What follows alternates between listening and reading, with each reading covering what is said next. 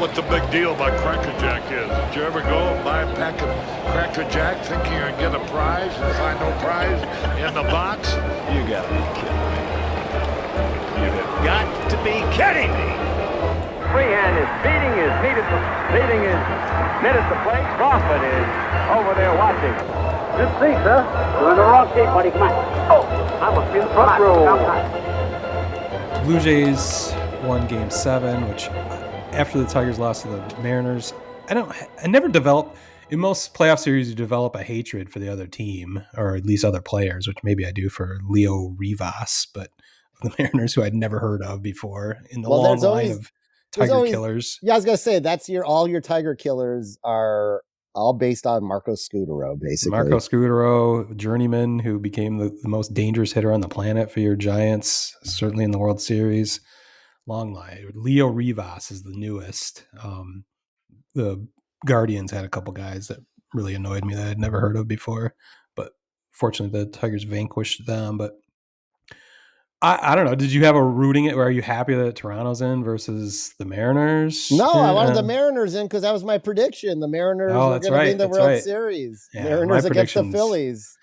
Our Nostradamus predictions are out the window. But mine were, I think I had Boston winning it, which is true. They were out. I mean, at the end of the day, do I really care outside of that? No.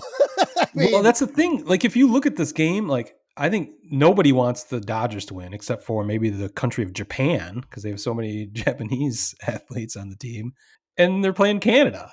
So it's like, it's Japan versus Canada is the way I see this World Series, which is apropos for a World Series. Yes. But I'm not sure. I'll be watching, but and I'll be rooting for the Blue Jays, I guess. I do have a tie-in because Vlad Jr. and Bo Bichette, who is now coming back finally for the World Series after an injury, both former Lansing Lugnuts, my hometown team that I actually still work for. I made a bunch of magazine covers and all sorts of graphics back in 2017 when they were both 2016 and 2017 when they were both with the Lugnuts here in Lansing. So, and I've actually seen some pictures circulating of them wearing their Lugnuts gear, which I designed, by the way. We changed our uniforms in 2017.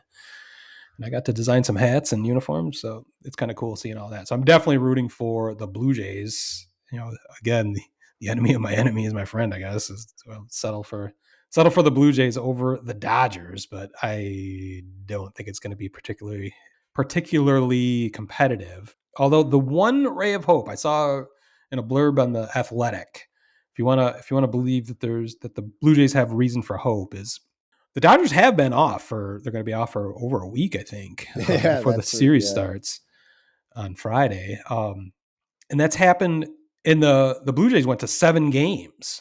And that scenario has happened 4 times in Major League history, where one team sweeps and is waiting for their opponent in the World Series while the other team goes 7 full games.